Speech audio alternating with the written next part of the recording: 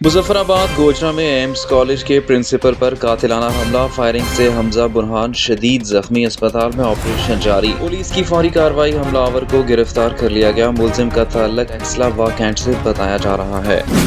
Muzaffarabad airport पर motorcycle और truck में खौफनाक तसादम, मोटरसाइकिल सवार नौजवान मौका पर जहाँ बहक। इब्तदाई इत्तलात के मुताबिक हादसा तेज रफ्तारी के बाइस पेश आया।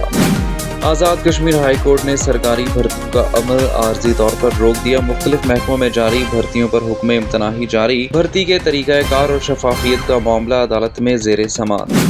मकबूजा कश्मीर की तालिबा ने हाथ से मुकम्मल कुरान मजीद तहरीर कर लिया। 11वीं जमात की तालिबा ने सिर्फ 6 माह में 900 सफ़ात मुकम्मल किए। बगैर बाकायदा तरबियत यूट्यूब से सीख कर मुनफरिद कारनामा अंजाम दे दिया।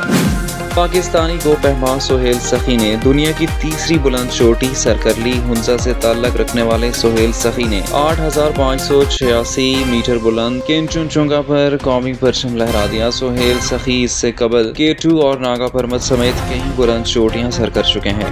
वफाकी हुकूमत ने ईद उल अज़हा की तातीलात का ऐलान कर दिया। 26, 27 और 28 मई को सरकारी छुट्टियां होंगी। वज़ीर आज़म की मंजूरी से नोटिफिकेशन जारी कर दिया गया।